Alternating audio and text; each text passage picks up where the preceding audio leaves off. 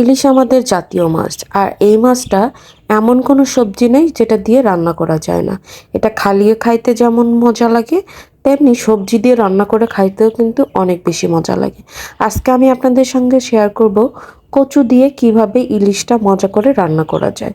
এটা কিন্তু সাদা সাদা যে কচুটা আছে সেই কচুটা, এটা কিন্তু পাতা কচু না, এটা কচুর মুখী যেটাকে বলে।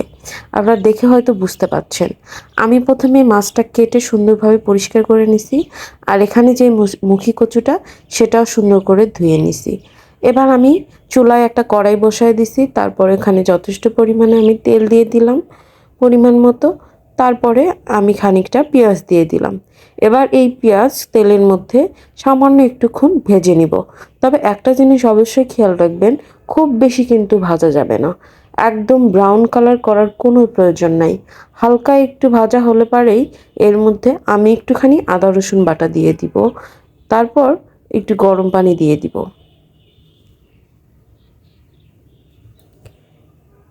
গরম পানি দেওয়ার পরে আমি যা যা মশলা আছে সেই মশলাগুলো ধীরে ধীরে এর মধ্যে দিতে থাকবো। লবণ, হলুদ, মরিচের গুঁড়া এগুলো আমি দিব। তবে ইলিশ মাছে কিন্তু খুব বেশি মশলার ব্যবহার করলে ইলিশ মাছের স্বাদটা নষ্ট হয়ে যায়। অনেকেই আছে জিরা বাটা থেকে শুরু করে সব কিছুই দেয়, তবে আমার কাছে মনে হয় যে আদা রসুন বাটাটা না দিলেও চলে, তবে দিলেও খুব একটা খারাপ লাগে না। ইলিশ মাছে কিন্তু মশলা কম দিয়ে রান্না করলে ইলিশের যে একটা টেস্ট সেইটা কিন্তু খুব ভালোভাবে পাওয়া যায়। মশলাটা আমি আগে কষায় নিছি, যেহেতু ইলিশ মাছটা খুবই নরম, এটা রান্না হতে খুব বেশি সময় লাগে না। এই জন্য আমি মশলাটা ভালো করে কষায় নিছি, যেন মশলার কোনো ধরনের গন্ধ না থাকে। তারপর এর মধ্যে আমি মাছ দিয়ে একটুখানি পানি দিয়ে ঢাকনা দিয়ে ঢেকে এটাকে রান্না করে নিব, যতক্ষণ না পর্যন্ত ইলিশটা একদম সিদ্ধ হয়ে যাচ্ছে।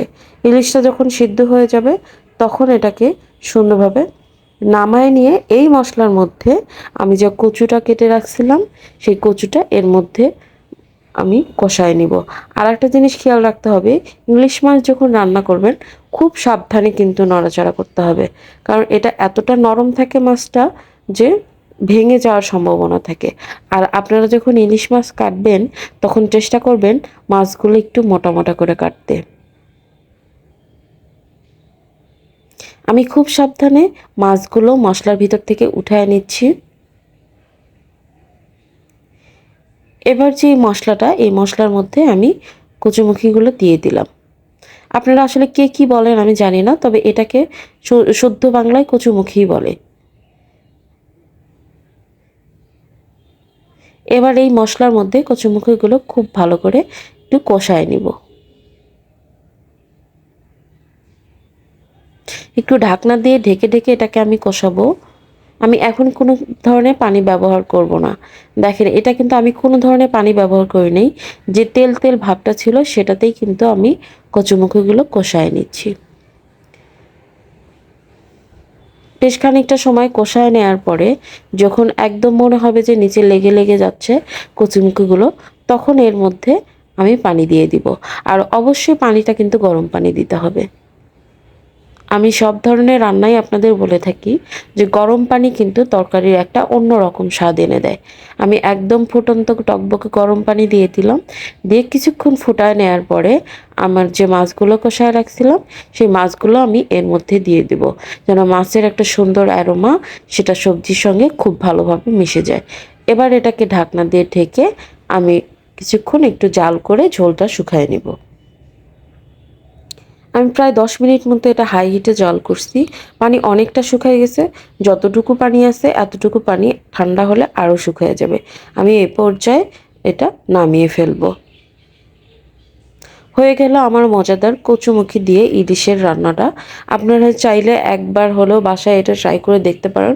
এটা খাইতে কিন্তু একদম অমৃতের মতো লাগে। আর যারা আমার ভিডিওটা এত কষ্ট করে দেখলেন সবাইকে অনেক ধন্যবাদ। আমার ভিডিওটা যদি আপনাদের ভালো লাগে থাকে প্লিজ লাইক, কমেন্ট আর সাবস্ক্রাইব করে আমার পাশে থাকবেন, যেহেতু একদমই নতুন একটা চ্যানেল আমার। আপনারা পাশে না থাকলে আমি পারবো না আগাতে।